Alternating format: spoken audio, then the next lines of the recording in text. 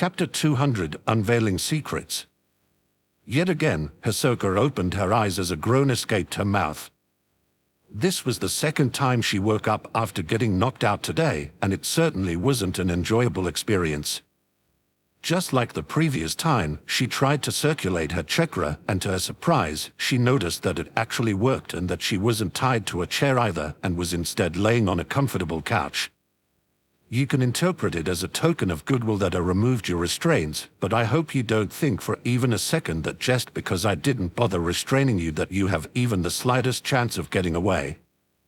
While Hisoka was pondering whether she should just try dashing for the exit with all she had, she heard Yuna's calm voice and immediately discarded the idea. She took a deep breath to calm herself down a little and took a look at where Yuna's voice originated from. Luckily, Hisoka wasn't drinking anything right now, because if she was, she would have definitely spayed her drink all over the room. Yuna was sitting on the couch opposite of the one she woke up on and had a relaxed smile on her face, while her arms were casually hooked around the shoulders of the two people sitting next to her. Hinata sat to her right and Anchor to her left, and both of them were looking at Hisoka with curiosity. That kind of view would have already been enough to shock Hisoka, but what really surprised her was something else. A dog-sized fox with red, blue, and white fur was lazing around on Hinata's lap while its head was on Yuna's. It had a relaxed expression on its face, while Hinata was occasionally stroking its fur. No matter how I look at it, that's Kurama. What the hell happened to him? Why is he acting like a pet? What happened to his dignity and pride? As if he noticed that Hisoka was thinking something rude about him, Kurama lifted his head and glared at her, which caused her whole body to shiver. Oh okay, despite the small size, I probably shouldn't mess with him. That was quite a lot of pressure just now. While Hisoka was trying to wrap her head around the current situation, Yuna started speaking. Well, time to spill the beans, Hisoka. Why do you know Kurama's name, and why did you call Minato and Karen's names so casually while we were on the training ground?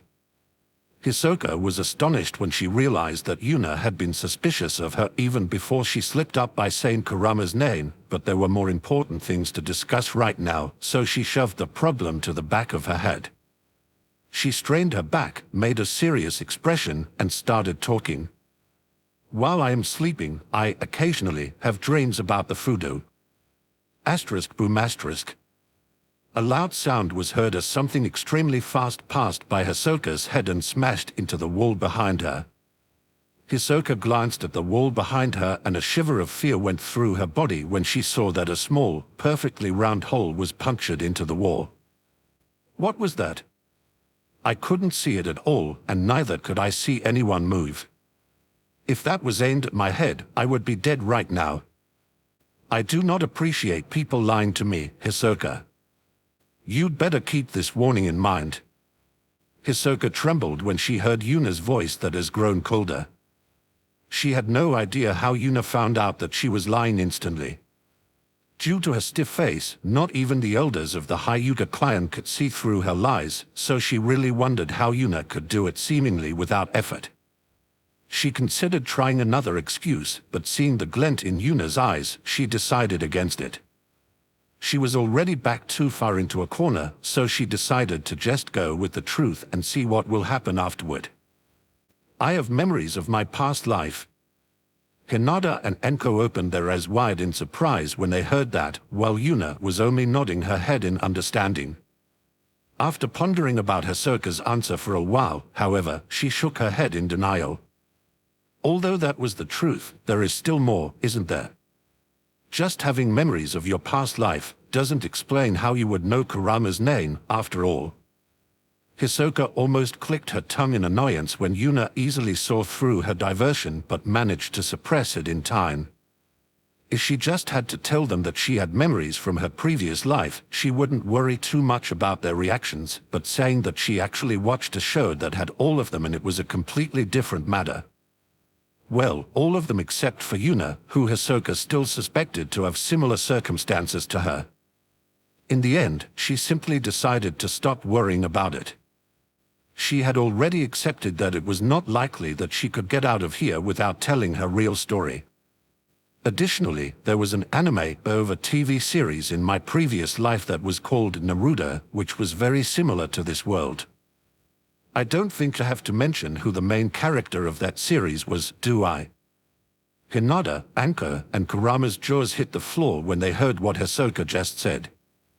They instinctively looked at Yuna to get a confirmation whether what she just said was true or not, but considering Yuna didn't give her another warning, it was rather obvious that she was telling the truth. Actually, even Yuna was surprised by what she just heard. Although she expected Hisoka to have some kind of external source of information, she certainly didn't expect that she had seen what events will happen in the future of this world. Truth be told, that didn't bother her too much, since whatever timeline she had seen, it certainly wasn't the current one, but what actually bothered her was something else. So Naruto is the main character of this world, huh? That's seriously pissing me off.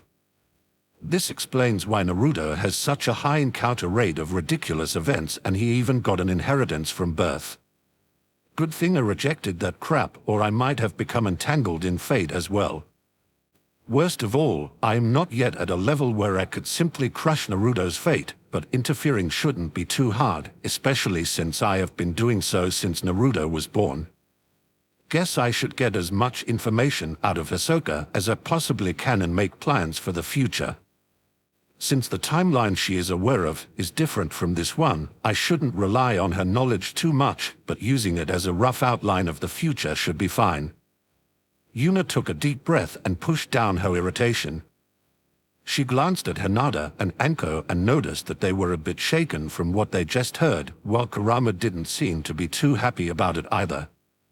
Hisoka, meanwhile, looked a little like someone who was about to be judged for their crimes.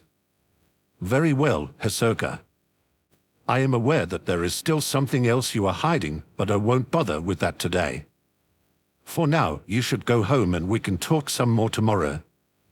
It is getting late, after all. Hisoka's eyes widened when Yuna revealed that she knew that Hisoka was still hiding something, but she was even more surprised when Yuna told her that she can go home for now. You are allowing me to leave. Just like that. Yuna just shrugged her shoulders when she heard Hisoka's questions. Why wouldn't I? The only dangerous secret you managed to dig up is about Kurama, and even if you told someone about him, I am rather doubtful that anyone would believe you. And even if someone were to believe you, I just need to deny everything and the discussion is over. If it is just your words against mine, it is obvious who holds more sway. Hearing Yuna's argument, Hisoka could only smile wryly. A genin, fresh out of the academy, was accusing an elite jonin and head of a clan of a crime without the slightest evidence. Hisoka didn't need to think much about how that would end. Hisoka took a deep breath to relax her strained nerves and stood up. See you tomorrow, Yuna-sensei. Yuna nodded her head and let Hisoka leave for now. She didn't bother mentioning to her that she slipped some seals on her while she was knocked out. It was just a little safety precaution, after all. Hisoka, meanwhile, couldn't believe she survived the encounter with Yuna. She was certain that the moment she accidentally said Kurama's name, it would result in her never leaving the Uzumaki compound again, but she surprisingly got out without a scratch on her body. Well, there are some mental scars, but they aren't too bad, I guess. Now that I think about it, what happened to Sai? Is he strapped into a torture device somewhere in the Uzumaki compound, or did Yuna let him go as well? Oh well, guess I will find out tomorrow. Sai, meanwhile, was already back home and was laying on his bed while trying to sleep, but every time he closed his eyes, he got the illusion of hands appearing out of nowhere and dragging him into the darkness. So, the only one of Yuna's 3 genins that survived their first day without getting any mental scars was Karen, who was currently writhing around on her bed, while loud moans were constantly escaping her mouth. Chapter 201, Unveiling Even More Secrets. Yuna felt the weird atmosphere in the room after Hisoka left, but decided to do nothing about it for now.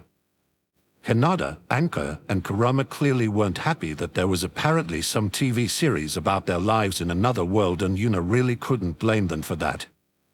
The person to break the silence first was Hinata. Is what she said really true, Yuna? How is it possible for our lives to be just some TV series? Hearing Hinata's questions, Yuna couldn't help but chuckle a little. What she said was true, or she at least believed it to be true. I can only find out whether she was lying or not. If what she said was false, but she genuinely believed that it was true, then there is nothing I can do about it. Hinata thought about what Yuna just said and nodded her head in understanding despite it not making her happy. Yuna, however, wasn't done with her explanation yet. As for your second question, our lives obviously aren't just some TV series. Our lives are our own, and it doesn't matter what someone else has or hasn't seen or heard about us. Haven't you seen how she acted? Despite supposedly knowing the future, she was caught completely off guard by everything we did. Hinata thought about what Yuna said and then nodded her head in agreement. Indeed, she had no control over the situation and was easily pushed into a corner. You once said that prophecies are unreliable, so I guess we should treat her knowledge about the future in a similar fashion. Yuna nodded in agreement when she heard Hinata's suggestion, and after a short moment of silence, it was Anko's turn to ask a question. But isn't it a pity? Things would be much easier if we knew what would happen in the future. No matter what, we should still be able to get some use out of her knowledge, right? Well, it's not like we can't use any of it. Information about key figures, especially their secrets and abilities. Information about important events should also be useful to some degree, and lastly, she might have some information about secret hideouts as well. Additionally, it should have been quite a while since she has seen all that information, so we should also be cautious about how much she actually remembers and how accurate her memories are. All in all, her knowledge isn't very reliable but should be useful nonetheless. That is, of course, only if what she said is actually true and she isn't simply delusional. Hinata and Anko both nodded their heads in agreement, but Yuna could tell that both of them still had something they wanted to ask. After a few moments of awkward silence, Hinata and Anko glanced at each other before Hinata took a deep breath and started speaking again. Who are you really, Yuna? Hearing Hinata's question, Yuna couldn't help but chuckle a little. What a weird question to ask after we spent so much time together. I am Yuna Uzumaki, the one and only. A pout appeared on Hinata and Anko's faces when they heard Yuna's answer, which caused a smirk to appear on Yuna's. You know that this isn't what I meant, Yuna.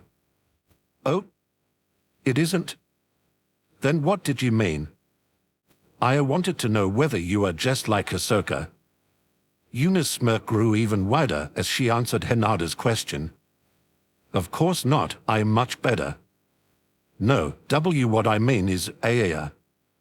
Asterisk bang asterisk. Damn it, Hinata, get a grip. Yuna, are you a person with memories from her past life?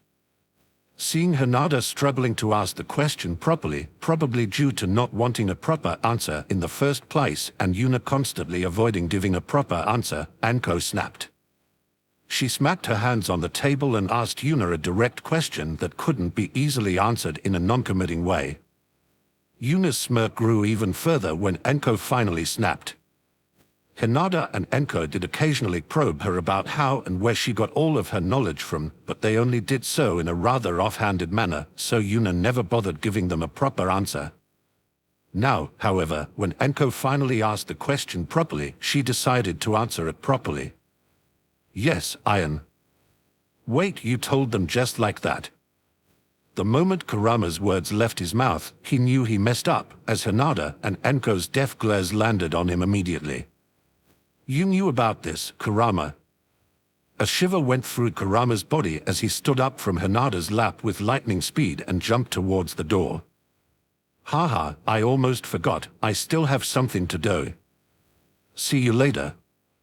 Although Hinata and Anko were glaring at him as he walked through the door, they decided to not do anything for now, simply because they had a more important target in front of them. Why have you never told us? Because you never asked. After a short awkward silence, Anko was the first to resume speaking. We asked you plenty of times. Yuna could only snort when she heard that. Asked me plenty of times. Do you mean those non-committed, half questions you would occasionally probe me with? Sometimes you appear to be much older than you are supposed to be, Yuna. Well, I really would like to know how you managed to find out about that, Yuna, and so on, and so on. Please don't speak nonsense, Anko. You know exactly what kind of person I am, and if you wanted to know something, you should have simply asked. After Yuna's scolding, an annoyed pout appeared on Anko's face, but she didn't argue with her. Unfortunately, it was exactly like Yuna just said. Kanada and Anko could have asked Yuna about the truth at any time, and the chances of Yuna actually answering truthfully were rather high, but both of them feared hearing about Yuna's secret since it might change the dynamic between the trio, which was not something they wanted. Although Hanada somewhat agreed that dancing around the question for so long was somewhat silly, there was still something else that was bothering her. Why didn't you tell us about it on your own? Isn't your past life a big part of you? I would have liked to know more about it. Yuna pondered Hanada's question and then just shrugged her shoulders. To me, my past life doesn't matter anymore. I had a long life and a satisfying death. That chapter of my life is over. Additionally, I knew that you two went dancing around the topic without a reason. You didn't want to know about my secret because you didn't want our relationship to change, and although I very much doubt that it would happen, I respected your thoughts and waited for you to make the first step. Kanada and Anko both nodded their heads while a smile appeared on their faces. They were just about to thank Yuna for waiting when she added another sentence. Oh, and it was rather fun seeing you squirming around for such a long time, as well, ha ha ha. Hinata and Anko gnashed their teeth in anger, but both of them took a deep breath to push their anger back down. They still had more questions for Yuna, so their revenge had to wait for now. Chapter 202, Story of the Past. On an unremarkable planet, in an even less remarkable city, a small dirty girl was hiding away in a dark alley. Like a lot of people living in this part of the city, she was homeless, and like a lot of children living here, she was an orphan. Most people would just disregard her as another orphan, but the moment someone met her eyes, that person would shrink back instantly. White irises that seemed incredibly deep and pure, holding a wall behind them that appeared to be unshakable. This, combined with her deep blue hair, would give her an incredible mysterious feeling if it weren't for her dirty and old clothes. It was a rather cold day, but the nameless young girl never cared about the cold. Or rather, she enjoyed it. She never understood the reason for it, but while other people would start trembling if the weather got too cold, she would only feel more comfortable. However, despite feeling comfortable in the cold, she always felt like something was missing. The colder it got, the closer she felt to it, but every time she felt like she was about to grasp it, winter ended and the day started getting hotter again. Today, the girl felt closer to it than she ever felt in her life. Today she would finally grasp it. She could feel it. She was sitting in a dark alley with her eyes closed and was trying to feel it yet again when a voice interrupted her attempts. "Oh? What do we have here?" She would have scowled at the person that was interrupting her, but she realized that doing so wouldn't be a good idea. She looked at the person who interrupted her, and her eyes widened in amazement. Long flowing robe, refined looks, and a sword strapped to his back. The girl might be just an orphan, but she certainly had heard people talking about the immortals that would occasionally visit the city. There was very little the young girl cared about, but she certainly admired the immortals and desired to be just like them. There were a lot of stories about immortals coming to big cities and picking up people to become their disciples, and the young girl dreamed of the same happening to her, so she couldn't help but get excited when an immortal appeared in front of her. "Hello, great immortal." She, naturally, had no clue how to formally greet someone, so she simply said what she thought would be appropriate. "Hee, I thought your hair would be the only exotic thing about you, but your eyes are even more extreme. I can barely contain myself." Barely can't I? Before the young girl could ask any question, she was pushed against a wall, while hand lifted up her chin. "Hee, that's right. I love playing around with exotic-looking girls and you fit my taste perfectly. I might even allow you to become my sex slave if you put in enough effort." The moment the man stopped speaking, the image she had of Immortal shattered. Her admiring gaze immediately shifted to one filled with utter disgust. "Oh, that's a nice face you are making. Let's see what your face will turn into after I am done with you." The girl didn't understand why, but she couldn't move her body at all, so she had no chance of resisting the person pushing her against the wall either, so all she could do was burn his face into her mind and seek revenge no matter what. Most commoners would probably laugh at her for even considering getting revenge against an immortal, but the young girl didn't care about that. Despite her current position, her will was still burning brightly. The so-called immortal was just about to remove the first part of her clothes when the girl felt something incredibly comfortable touching her right hand. She looked at her right hand and saw a small, white thing that looked like a crystal. Ice. She had no idea why she said a word she didn't know the meaning of, but the moment she did, it felt like everything clicked into place. The thing she has been searching for finally appeared, and for the first time in her life, she felt complete. "I see, so that's how it is. What are you mumbling about? Has your mind already?" Before her attacker could finish his sentence, a small icicle flew from the girl's hand and pierced him straight through his neck. The girl swept away the hands that were holding her against the wall with disinterest, while the man's eyes looked at her in disbelief. Seeing her pure white eyes looking at him like he was an insignificant ant, he shuddered in fear before losing his life. "Immortal, huh? What a jerk. Pathetic." The girl looked at the man she just killed with disgust clearly visible on her face. Although this was the first time she killed a person, that was not the reason for her disgust. She was disgusted at herself for once having admired these so-called immortals. Without a moment of hesitation, the girl started plundering everything the man had that might be of value and then quickly vanished into the convoluted streets of the city. "Those immortals are just useless trash. I will find my own way and surpass all of them. There are only two options, death or success. No, there is only one option, success.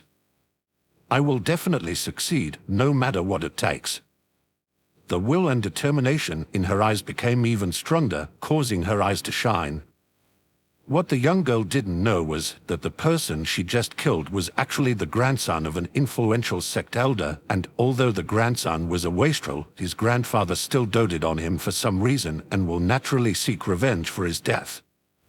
And thus started the legend of the white-eyed demon girl, the calamity of ice, and finally, the goddess of ice, who currently had the name of Yuno Uzumaki Namikaze and was living in a different world. Chapter 203, A Matter of Age. It took Yuna about 2 hours to finish telling her story to Hinata and Enko. Obviously, she did not tell them every little detail and just gave them a rough outline instead. If she wanted to tell them every single detail, it would simply take too much time. As Yuna previously said, she no longer thought much about her previous life, but if Hinata and Enko wanted to know more about it, she wouldn't mind telling them more stories about it either. After Yuna finished her story, Enko looked at her completely dumbfounded. As one of the people closest to Yuna, she had a pretty good understanding of how abnormal Yuna occasionally was. Up until now, she never thought about it too deeply and just credited it to Yuna having an incredible perception or simply being a monstrous genius. Now, however, after hearing the story about Yuna's previous life, and a lot of things made much more sense. Especially her insane abilities in combat and her skills in reading and tricking people. While Enko was digesting what she just heard, Hinata did something similar but thought about a completely different part of the story. In no way. What's with that insane harem size? There is no way I will allow it to grow to that size. 10 and no 15. I won't allow more than 15, but Yuna had much more in her previous life. Will she really be satisfied with just 15? Fine, 20. 20 is the absolute maximum I will allow. Seeing Hinata and Enko in distress, Yuna couldn't help but chuckle a little. Any questions? An awkward silence followed Yuna's questions, but a short while later Anko managed to gather her wits and ask what she wanted to ask. Why, you lived for a very long time, didn't you? Although you never explicitly told us for how long you stayed in different places for, considering how much you have experienced, you should have lived for a very long time, right? Correct, I have lived far, far longer than even Kurama. I doubt that Hinata could notice any change after she started cultivating the techniques I gave you too, but you, Anko, might have noticed that your body is feeling more comfortable day by day. Cultivation increases one's lifespan, and although the effects aren't that great at the start, I'm pretty sure you should have already gained a few dozen extra years by now. That means that your current age of 25, which was equivalent to around 1/3 of your remaining lifespan, turned into 1/4 or maybe even 1/5 of your remaining lifespan, which obviously makes you feel younger. Hinata and Enko's eyes widened in surprise when they heard what Yuna just said. If Yuna's claim was true, it would mean that they could easily reach the age of 100, something that almost no one in the shinobi world could do. Yuna scanned the duo's expression and chuckled yet again. I know what you are thinking, but it seems you weren't listening to me properly, so I will say it again. Cultivation increases one's lifespan, and although the effects aren't that great at the start, I'm pretty sure you should have already gained a few dozen extra years by now. Tell me, Hinata, Anko, do you think you have, in regards to cultivation, made a lot of advancements so far? Hinata and Anko looked at Yuna in disbelief, but moments later, both of their faces paled in shock. Seems like you got what I mean. You just started cultivating a few months ago and you already gained a few dozens of years. I think it is pretty obvious what I mean, right? Living dozen of years longer. That's insignificant. Even 100 years is no big deal if you continue advancing in your cultivation. Hinata and Anko both sank into deep contemplation when they heard Yuna's words. They predicted that they will have to go through a plethora of unique situations when they decided to be together with Yuna, but they certainly didn't expect the situation to be this ridiculous. If a few months of cultivating could already prolong their lives for dozens of years, wouldn't that mean that they would live forever? Even more importantly, wouldn't that mean that Yuna has already lived forever? Yet again Hinata and Anko paled in shock as they looked at Yuna in disbelief. The moment they met Yuna's gaze, they couldn't help but avert their eyes. What's wrong? Are you suddenly afraid of me because you know my real age? Is the only reason you have grown to like me because I was the same age or younger than you? After hearing Yuna's accusation, the duo looked up in shock and wanted to deny Yuna's claim. They expected Yuna to have a hurt expression when they looked at her again, but instead of that, she had a smirk on her face. That's right. In our relationship, age is of no importance. Up until now, Anko was the odd one out, and now that position has switched from her to me. Whether one of us is 20 or 200 years old never mattered from the start. Hinata and Anko heaved a sigh of relief when they heard Yuna's argumentation. Both of them never really thought about it, but Anko was indeed almost twice as old as Hinata, and despite that, they got along rather well, and even if they had a conflict, the cause of these conflicts was never caused by the difference in their age. Although Yuna's age is on a whole other level, so far Hinata and Anko got along with her without a problem, which meant that they might as well not bother with that point. It might take some time to get used to their new knowledge about Yuna, but now that they have talked with Yuna about it, neither Hinata nor Anko believe that it will cause any major friction between the trio. Chapter 204, Hot is Hot. After a short period of silence, an annoyed pout appeared on Hinata's face. No matter how I look at it, it's too many. MHH. What do you mean, Hinata? Hinata threw a glare at Yuna before sighing in defeat. I'm talking about the number of women that were flocking to you. Couldn't you have shown at least a little bit of restraint? Restraint? What's that? Ugh, I guess that was a stupid question. Seeing the wry smile on Hinata's face, Yuna and Anko couldn't help but chuckle a little. Indeed, Yuna never was someone who would show much restraint. By the way, there were quite a lot of important people in your previous harem. Are you really fine with two puny mortals like Hinata and I? Considering that Anko was smirking, she probably wanted to act like she was making a joke, but Yuna could easily tell that Anko was genuinely concerned about what she just asked, while Hinata was in a similar situation. Hee, no need to worry about that.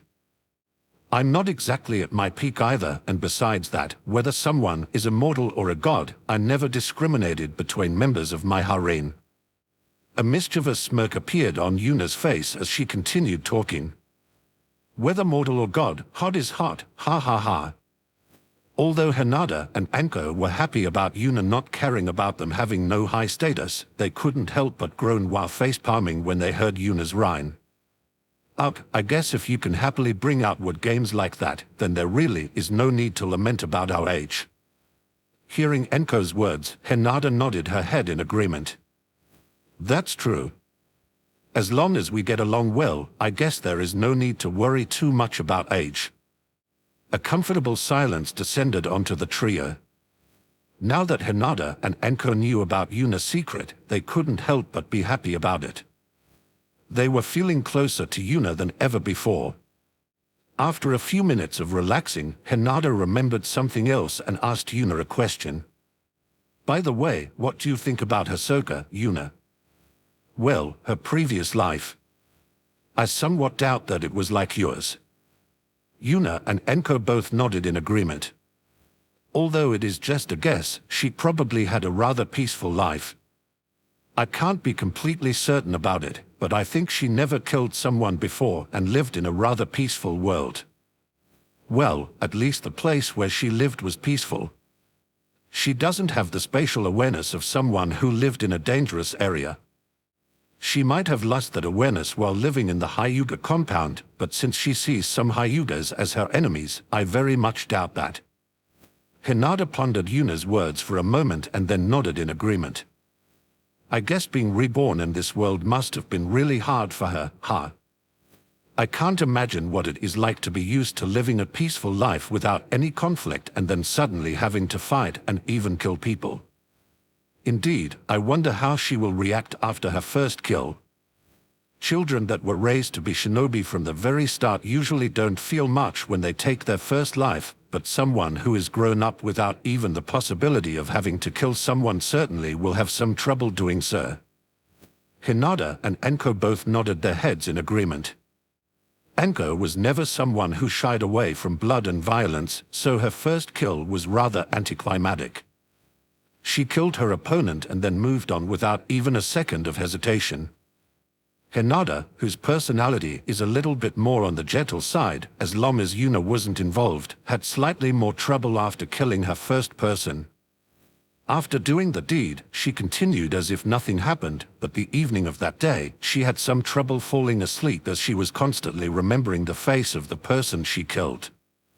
Well, after laying awake for about half an hour, Yuna noticed her distress, and after a few hugs and head pats, Hinata easily forgot all of her worries and fell asleep, so it really can't be described as more than a minor inconvenience. What about your other genins, Yuna? After hearing Anko's question, Yuna started contemplating about the other two members of her new genin team, and after a short while, she simply shrugged her shoulders. Honestly, I am not sure yet. Well, I obviously know about Karen, but I am not sure about Sai yet. At first, I thought that he would be a root spy and that someone took over Danzo's organization after I killed him, but that doesn't seem to be the case. He is emotionally stunted like everyone from Root, but he genuinely tries to understand emotions, so he is different at the same time. For now, I am rather satisfied with my team. Hisoka, as a member of the Hyuga clan, will be responsible for the front line. Karen, with the seals she learned from me and the Yurio Jutsu she learned from Tsunade, will be responsible for the support, and I will see what I will do with Sai since I haven't seen what he can do yet. In the report about him, it was written that he can paint animals and animate them with a jutsu, so he should do well in mid-range to long-range combat, which fits the team rather well. Yet again, Hinata and Anko nodded their heads in agreement, but moments later Hinata seemed to have remembered something and glared at Yuna. Now that I think about it, what did you do to Karen? That damn pervert smile was even sloppier than it usually is while she is near you. Hee, I just gave her a little reward. Are you interested as well, Hinata? A heavy blush appeared on Hinata's face when she saw Yuna's perverted smile, but despite that, she gritted her teeth and nodded her head. She wanted to know what kind of reward Karen got, and she knew that this was the only way Yuna would actually tell her. Although it was rather risky, it was a risk Hinata was willing to take to find out what kind of reward Karen got. About a minute later, Hinata and Enko were both on all fours. Hinata, because Yuna was currently sitting on her back, and Enko, because she was laughing too hard and actually fell off the couch after Yuna sat down on Hinata's back. While Enko was laughing her ass off, Hinata had a somewhat conflicted expression on her face. Well, I won't deny that feeling Yuna's butt on my back is rather nice, but Karen seriously has a rather special taste to see this as a reward. Although it is a little embarrassing, it isn't too bad. Yuna noticed that Hinata wasn't impressed, and a small smirk appeared on her face. She moved her hand and gave Hinata's butt a firm smack, causing her body to shiver a little. Oh okay, I might understand the appeal a little now. Seeing Hinata's face change from confusion to pleasure for a short moment when Yuna smacked her, Anko laughed even harder and started rolling around on the floor.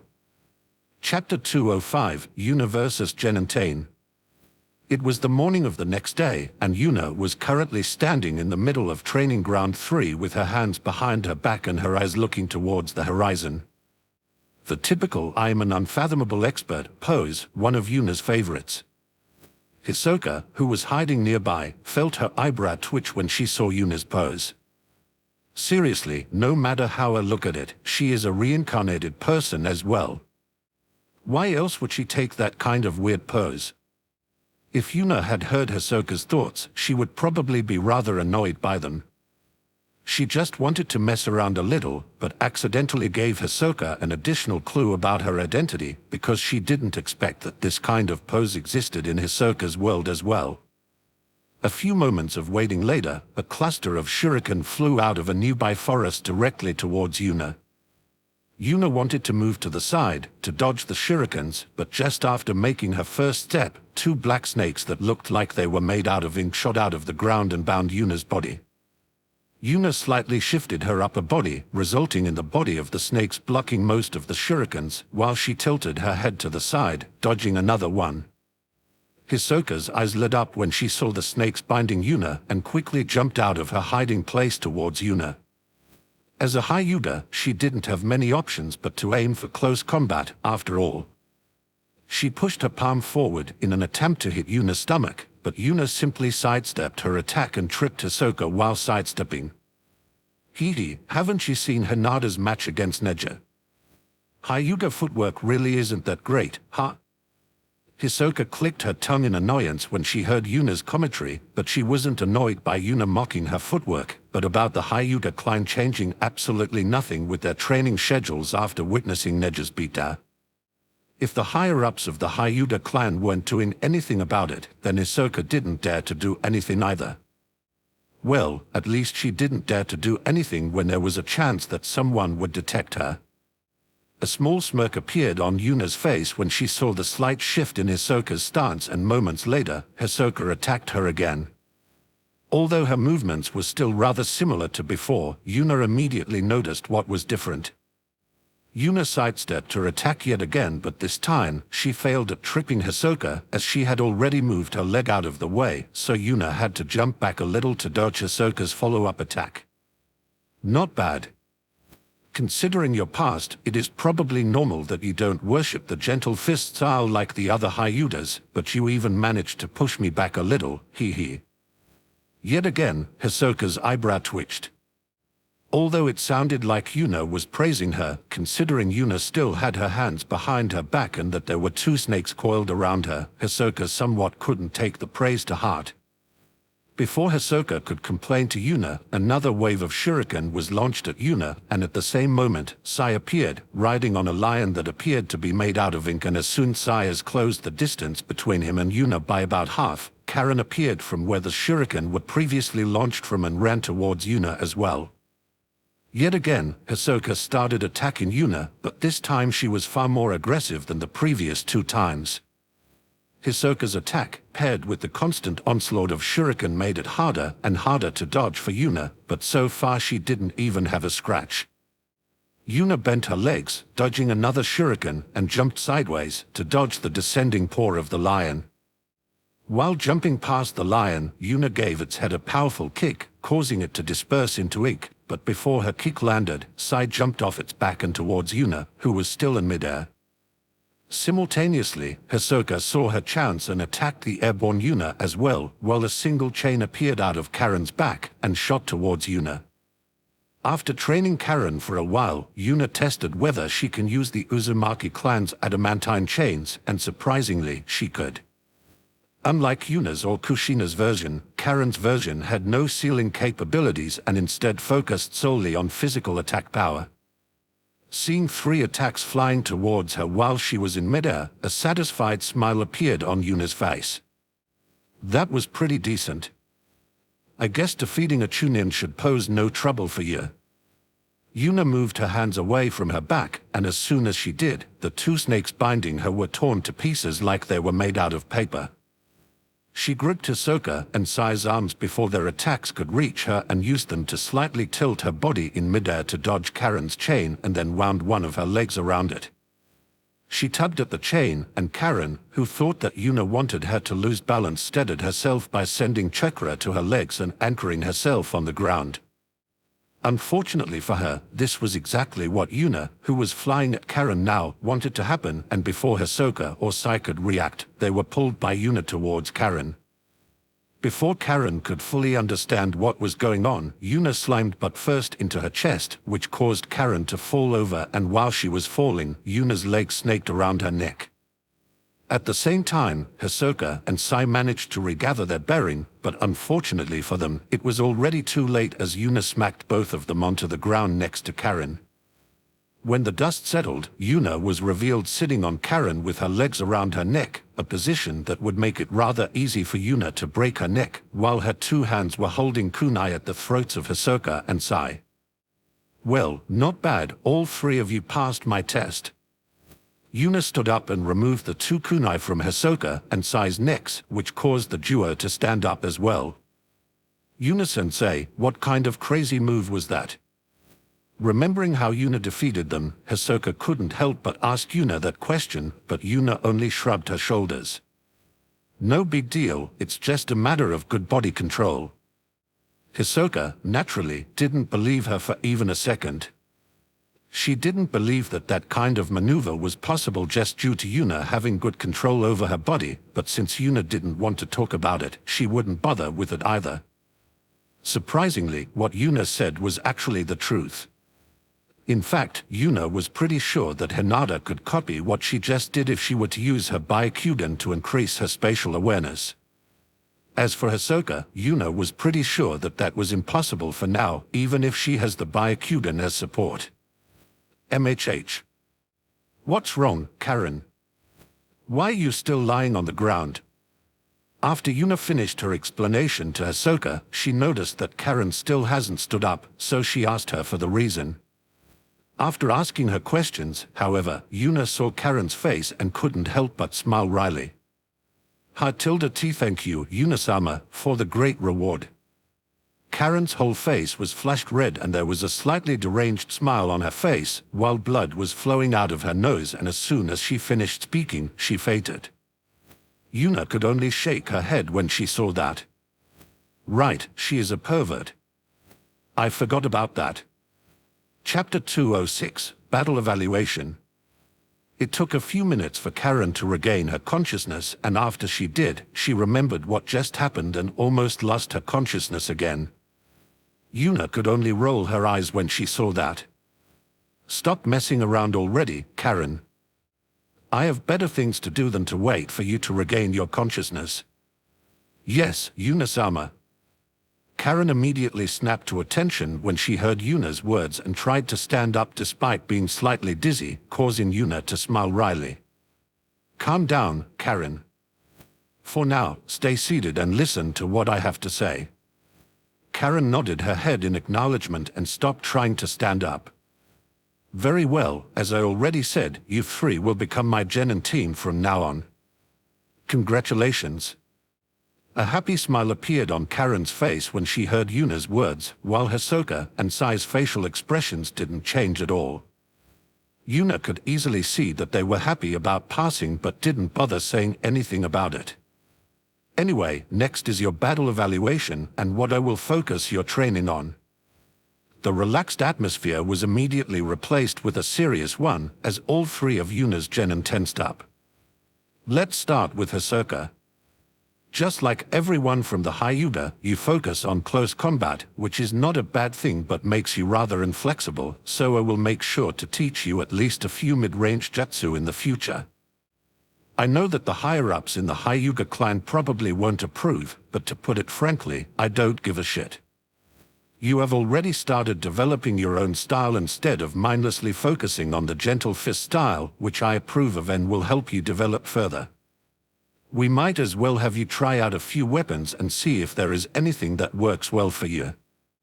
As for your combat evaluation, there is no major flaw for me to point out, except that you changed your combat style too obviously.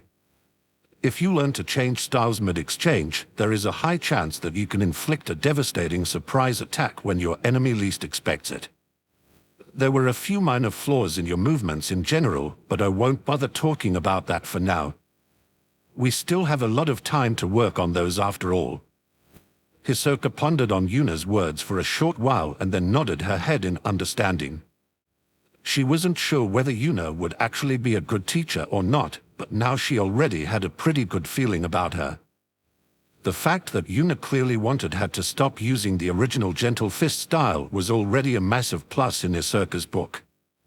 She might not be some kind of martial arts genius, but after almost 10 years of learning it, she could at least tell that the gentle fist style didn't work out that well for her.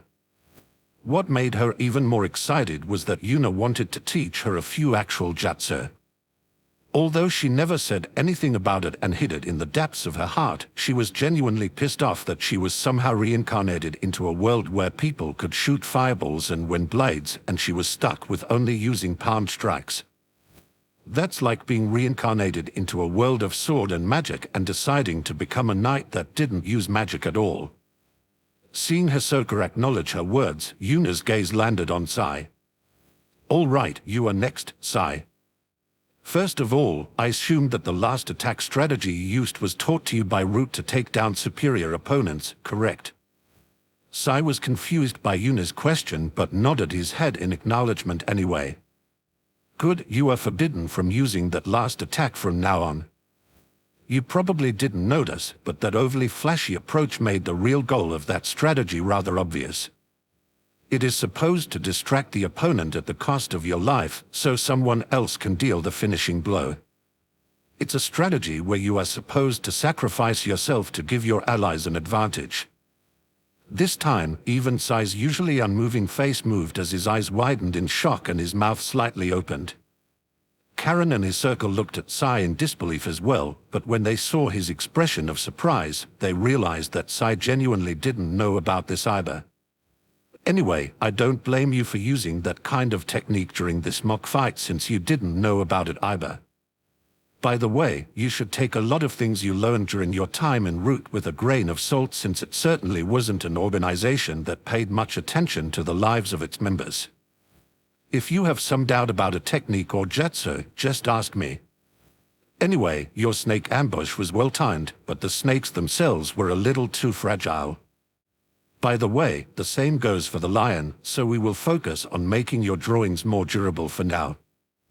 The ability to animate your drawing is a very flexible skill, so there is no need to put much emphasis on anything else for a while.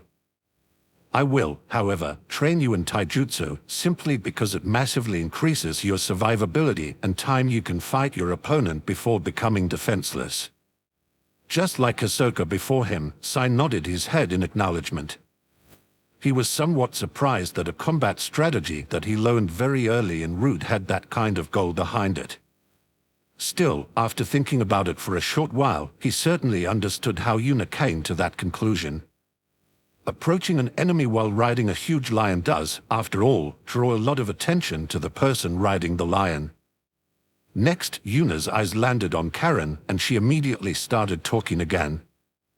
Well, your training will continue the same way as it did before you became part of my Genentane. Heavy focus on seals and mid to long-range combat. The precision and timing of your shuriken during the fight was rather good, but you freezing up when I grabbed your chain with my foot and pulled on it was a rather big flaw. Now that I think about it, all three of you didn't properly react when I pulled that move. The trio lowered their heads when Yuna started glaring at them, but moments later, she couldn't help but chuckle a little. Well, I guess I can't blame you too much for it either, since I very much doubt anyone would do that kind of crazy movement during a real fight. Well, anyone but me, at least. Anyway, let this be a lesson for you. You should always be ready for your opponent to do something you didn't expect him to do. This time, it might have only lost you the sparring match, but an opponent suddenly using an element you didn't know he had or another person ambushing you mid-combat can easily be the end for you. Seeing all three of her genin obediently nodding their heads, Yuna nodded in approval. Always remember, constant vigilance. Yet again, Hisoka raised her eyebrow in doubt. Really? Now she is even pulling up quotes like that. Guess this at least confirms that she is a reincarnated person just like me. Yet again, if Yuna had heard Hisoka's thoughts, she would be rather annoyed by them. Somehow, the secret that she was a reincarnated person was exposed due to a life lesson she learned in her previous life. How could she not be annoyed by that? Chapter 207, An Alternative Timeline. Hisoka trembled in fear when powerful battle intent washed over her like a tsunami. Damn, I messed up. I seriously messed up. But it's not like I could have kept quiet about it, so what else was I supposed to do? Hisoka's demise started after Yuna finished her battle evaluation. Sai parted ways with them, and at the same time, Yuna, Karen, and Hisoka walked towards the Uzumaki compound so Hisoka could tell Yuna, Hinata, and Anko what she knew about this world. While telling the whole story to them, Hisoka got all kinds of reactions from the trio. When Hisoka described the personality of the original Naruto, Yuna shook her head in disbelief, while Hinata and Anko looked at Yuna in gratitude. They felt that having someone with that kind of personality around would be incredibly annoying and had no doubt that Yuna played a significant role in averting that crisis. Following their reaction to the original Naruto, Hisoka couldn't help but tell them about the original Hinata and how she had a crush on Naruto, resulting in Hinata doing a spit take. At the same time, Anko fell to the ground while holding her stomach because she was laughing too hard, while Yuna barely managed to hold in her own laughter. After everyone calmed down, Hinata gave Yuna a grateful look. Although Naruto certainly played some part in helping her become more confident, it was apparent for Hinata that without Yuna, she would still be the shy girl that couldn't even speak a complete sentence without stuttering that Hisoka told them about. Next, Hisoka revealed the weird relationship Naruto and Sasuke had. Yet again, Anko almost suffocated due to laughing too hard, while Yuna and Hinata had wry smiles on their faces. What a sad timeline. Hinata has a crush on Naruto, but Naruto has a crush on Sasuke. Their relationship was just about to bloom, but suddenly Sasuke leaves Naruto for Orochimaru. How tragic. Well, that at least explains why Sasuke made the stupid decision to go to Orochimaru. I wonder what part of Orochimaru he found so attractive. Probably the long tongue, huh? This time it was Hisoka's turn to do a spit take while she was frantically trying to prevent unhealthy images from popping up in her mind. On a side note, Yuna almost had a stroke when Hisoka told her that the original Naruto needed a shadow clone in both hands to form a Rasengan, which, considering Minato created it to be used one-handed, completely goes against its purpose. If you need to use both hands to form the technique, then you might as well use a normal jutsu. This was the first, but certainly not the last, time that Yuna's screams of irritation echoed over the Uzumaki compound that day. The next part of the story was rather mundane. Naruto left the village for 3 years to train with Jiraiya. A few more things happened in Konoha during that period, but Hisoka barely remembered any of them and dismissed them as annoying fillers. Yuna decided to ignore the comment despite finding it slightly weird. Anyway, the story continued, and 3 years later, Naruto returned to Konoha pretty much as strong as he previously was. Now, with the added benefit of going into a Kyuubi-based rampage every time Sasuke's name is mentioned and the ability to form a slightly bigger Rasengan, which, by the way, still needed the support of a shadow clone to be used. What the hell have you been doing for 3F* in years, Jiraiya? That's right, in Yuna's opinion, the one responsible was Jiraiya. The original Naruto was an idiot, so it would be weird to make him accountable for messing up like that, but Jiraiya was a different case. He might be a pervert, but he was still a skilled shinobi, so Naruto not improving for 3 years could only be his fault. Damn it, bonding with Naruto is fine and all, since Naruto never had a family up to that point in time, but he should have at least spent some time actually training Naruto. Should I go and beat him up? No, that's unreasonable since it was in another timeline. Should I do it anyway? Hearing Yuna ominously talking to herself, Hinata, Anko, and Hisoka pretended like they were just part of the room decoration. A short while later, the dark aura surrounding Yuna vanished, and Hisoka could continue her tale. The next part of the story that caught Yuna's interest was Haiden, a supposedly immortal person. Someone even chopped off his head, and after sewing it back on, he was good to go again. Yuna was rather curious about how that person's body worked and was looking forward to meeting him. Some more things happened. Naruto's hope to get his *boy**boy*** friend back was rekindled by Sasuke killing Orochimaru, but Sasuke decided that he would instead go full retard and hunt down Itachi. Luckily for him, Itachi already had one foot in the grave, was almost blind, and was only standing straight without falling over due to sheer willpower alone, so Sasuke barely managed to squeeze out a victory. After realizing that Itachi sacrificed everything he had to protect him and Konoha, Sasuke concluded that his next goal would be the destruction of Konoha. A decision that caused Yuna, Hinata, and Anko to perform a synchronized facepalm. Another exciting thing that happened was that some weirdo with a god complex and 2 Rinnegan appeared in Konoha to wreak havoc. At first, Yuna was somewhat surprised that so many people in Konoha died. When Naruto somehow managed to convince the person who killed these people in the first place to sacrifice himself to resurrect everyone he killed, Yuna almost coughed out blood in anger. What happened to your ideology? Don't do a 180 just because you had a 5-minute conversation with someone. What happened to your pain? Anyway, a while later, Sasuke killed Danzo, had another lover's quarrel with Naruto in which Naruto declared that they would die together. A bit later, Sakura decided to go full retard as well, declared her love for Naruto, and then decided to kill Sasuke on her own, which was beyond impossible. However, Sasuke felt challenged by Sakura's idiocy and decided to top it by doing something even stupider, so he decided to attack the 5 cage all by himself, which resulted in him thoroughly getting his stuffing beaten out of him. Madara, or rather Obita, appeared when Sasuke was about to die and rescued him while declaring war against the world. Anyway, what happened? The whole world was fighting a bunch of weird-looking, white clones and a bunch of reanimations. Yuna wondered what Obito's plan was if Kabuto didn't support those weird-ass clones with the Edo Tensei but decided to ask him personally when she saw him the next time. And then, Hisoka said what she shouldn't have said. Did he just say that Madara got reanimated as well? And that he was pretty much at full power when it happened? Yuna's battle intent flooded the Uzumaki compound as her face twisted in glee. Seeing the expression on Yuna's face, Hisoka's face paled. She wouldn't purposely accelerate the story just to fight Madara, would she? Hisoka gave Yuna's face another glance, and seeing the glint of insanity in Yuna's eyes caused her to pale even further. I think IF asterisk added up again.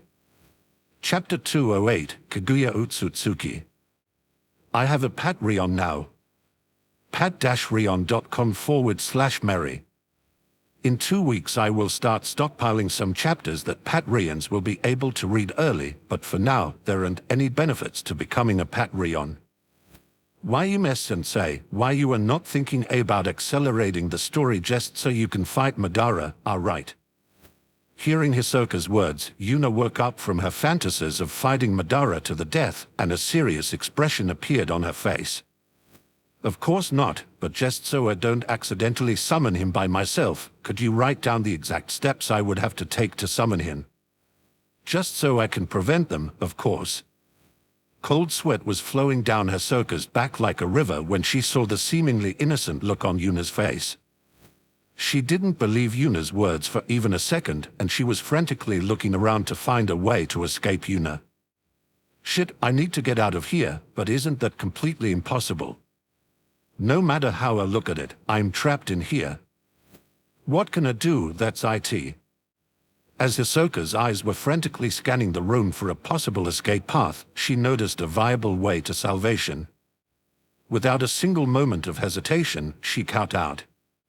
Hinata-sama, please help me convince Yuna-sensei not to summon Madara. Instead of kowtowing towards Yuna, however, she did so towards Hinata. Those two were clearly a couple, so Hisoka hoped that Hinata might have enough influence over Yuna to stop her from doing anything stupid. A short moment later, Hisoka felt a hand softly land on her shoulder, and she immediately sighed in relief. As expected of Hinata, she is still the voice of reason. With her support, everything should work out. Hisoka looked up with a relieved smile on her face, but when her eyes met Hinata's, her facial expression quickly switched back to despair.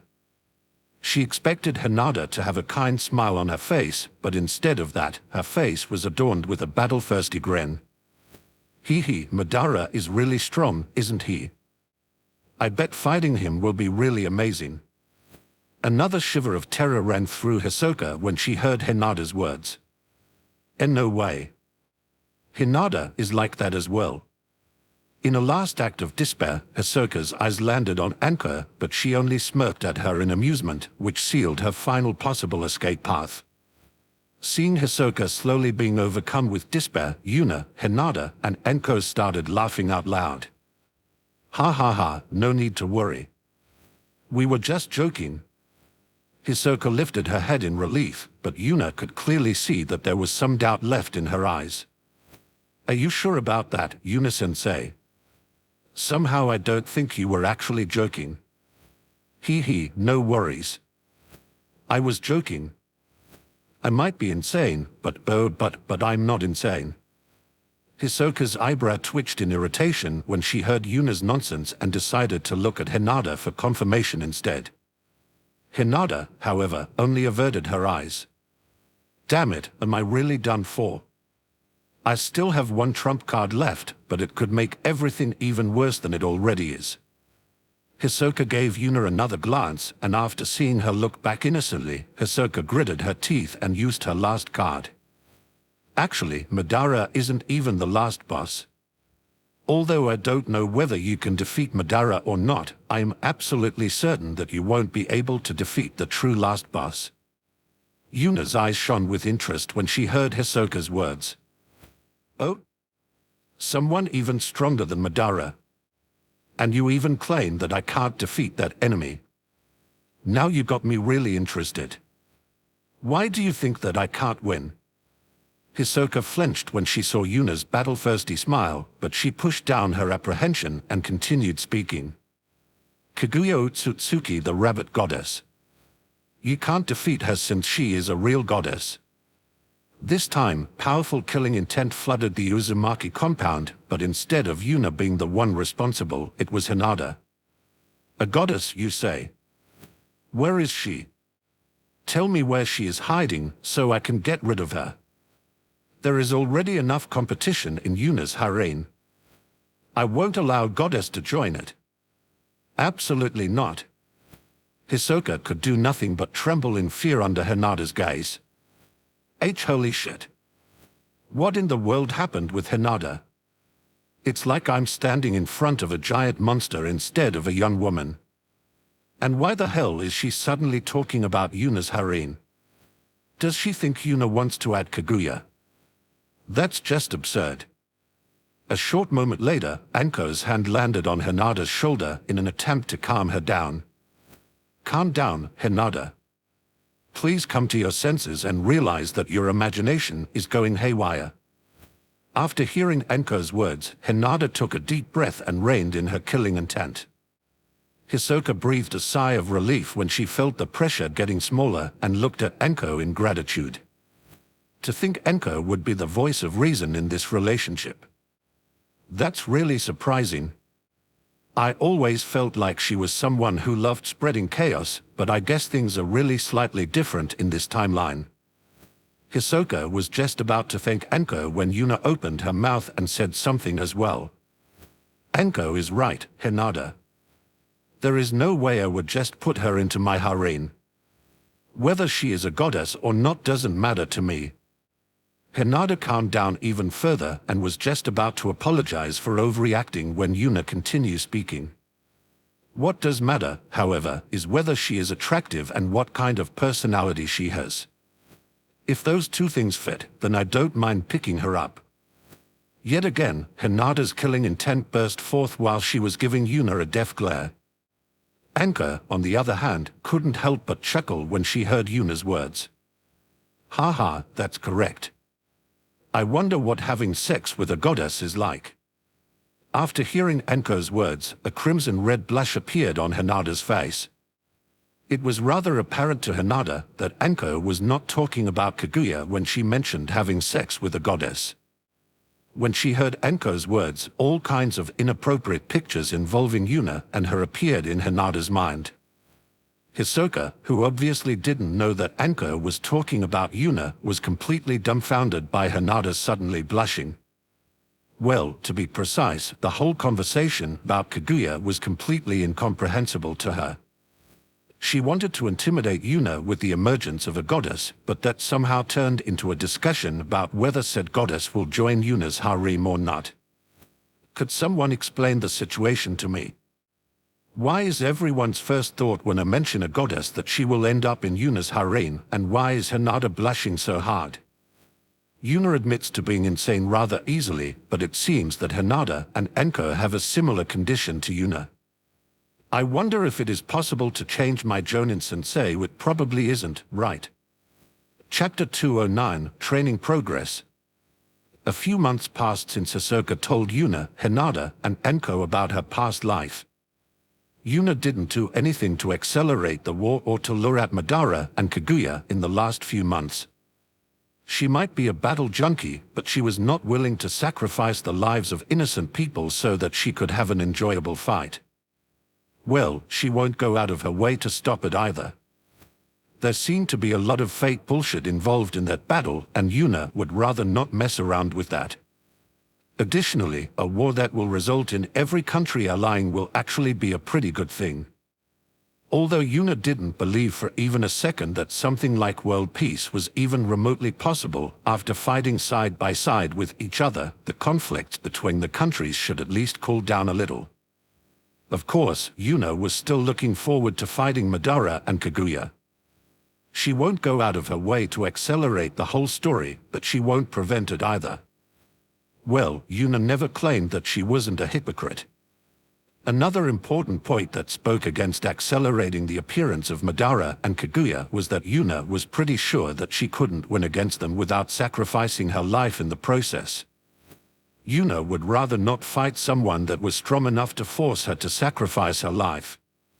She wanted to fight a battle where her opponent could possibly kill her, and not a battle where she had no other choice than to go for a draw by sacrificing herself. Her age hasn't even reached the third digit yet, so she would rather not die yet. In the last few months, Yuna spent most of her time training her new Genin team, and so far, she was rather satisfied with their progress. All three of them were hard workers and put considerable effort into training.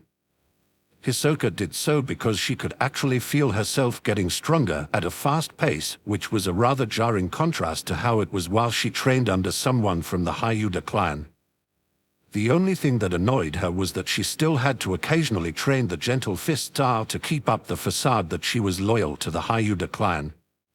If she got rusty in the gentle fist style, it would be rather obvious that she had discarded it, after all. Hisoka found it genuinely laughable that the elders of the Hyuga clan believed that she would only continue to improve her gentle fist style and nothing else. If she were to do that, what was even the point in getting a Jonin sensei? Another important fact was that Yuna modified Hisoka's seal a few weeks ago. However, unlike Hinata's, she didn't simply remove the "can be punished at any time by the main family" aspect and went a little more in depth instead. The seal looked exactly like it did before, but now, if someone from the main family tried to activate it, Hisoka would only feel a slightly uncomfortable itch in her forehead instead of excruciating pain. Like this, she could still act properly when the seal was activated without actually suffering through the pain. If Hinata wasn't watching her like a hawk after Yuna modified the seal, Hisoka would have probably hugged Yuna with tears in her eyes after the seal was changed. Finally, she didn't need to fear some random elder of the main family torturing her simply because he was in a bad mood. And considering the pace at which her strength was increasing, it wouldn't take long for her to get revenge on them either. She couldn't wait to dish out a beatdown to all those high-strung, arrogant bastards that thought that they were something special. On the other hand, Karen seemed to be capable of breaking through her limit by simply imagining Yuna ordered her to do so.